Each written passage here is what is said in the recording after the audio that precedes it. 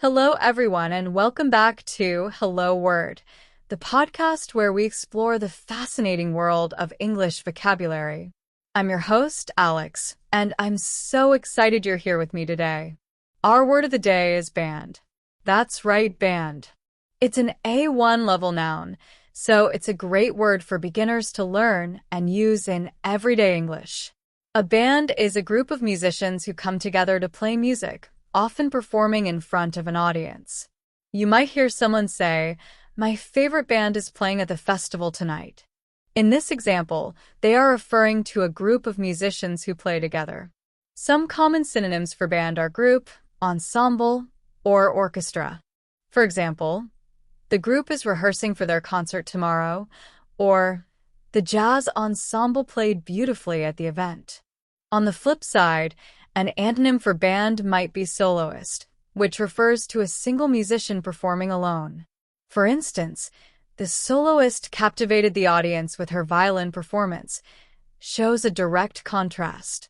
You'll often hear band used in daily conversations, especially when people talk about music. For example, "Have you ever seen a live band play?" Or "Our school band is performing at the ceremony next week." It's also common in expressions like garage band, which refers to a group of friends practicing music together informally, often in someone's garage. Let's practice using band in some sentences. The rock band released their new album yesterday. We formed a band in college and played at local cafes. The marching band led the parade through the city streets.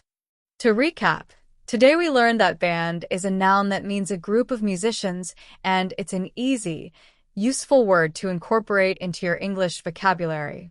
Don't forget, band can be paired with synonyms like group and ensemble, or contrasted with the antonym soloist. Thank you so much for joining me today. If you enjoyed this episode, please subscribe to the Hello Word podcast and leave us a review. Your support helps more learners discover the show.